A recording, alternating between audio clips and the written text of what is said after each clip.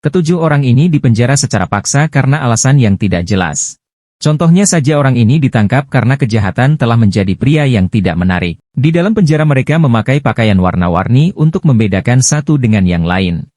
Mereka diberikan koran, novel, buku TTS, dan radio sebagai hiburan mereka di dalam sel. Di sana mereka juga diberikan makanan berupa pangsit yang disajikan dengan piring putih dan sumpit. Namun hal tak terduga tertulis pada sumpit yang diberikan tadi. Di situ tertulis misi mereka untuk kabur dari gedung penjara malam ini.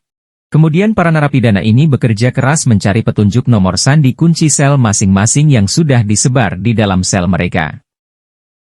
Mereka yang sudah mendapat nomor sandi kunci langsung keluar dari sel saat lampu gedung penjara mati sesuai jadwalnya. Untuk bisa keluar gedung, mereka harus mencari petunjuk lain yang tersebar di dalam gedung penjara, yang berupa blueprint gedung beserta kunci pintu keluarnya. Pencarian mereka dipersulit karena banyak petugas penjara yang berpatroli di area gedung, jika ketahuan mereka akan ditangkap. Di tengah-tengah situasi menegangkan tadi, si hijau diberi misi untuk mengkhianati narapidana lain, dia dibekali senjata untuk misinya.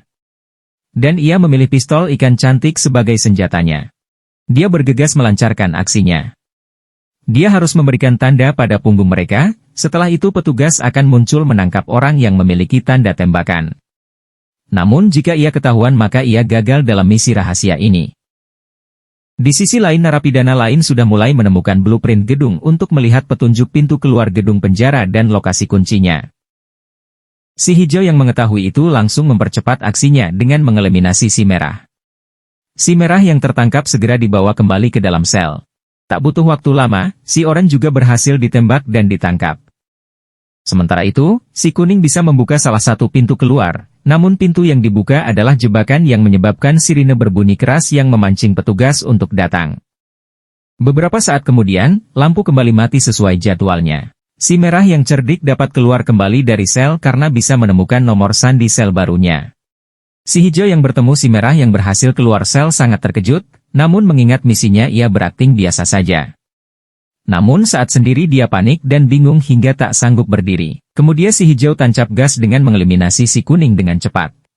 Kemudian dia tancap gas dengan menargetkan si biru dan si ungu sekaligus dari tempat yang sama. Sekarang sisa si merah yang ia takuti karena berhasil keluar sel 2 kali, ketakutannya kemudian berujung mengejutkan. Si merah dengan hebatnya berhasil membuka pintu keluar gedung yang benar. Sebelum si merah keluar gedung penjara, si hijau dengan segera menembak si merah. Dengan kekuatannya ia menahan si merah hingga petugas datang menangkap. Dengan semua narapidana kembali ke dalam sel, si hijau akhirnya dibebaskan dan membawa emas batangan sebagai hadiahnya.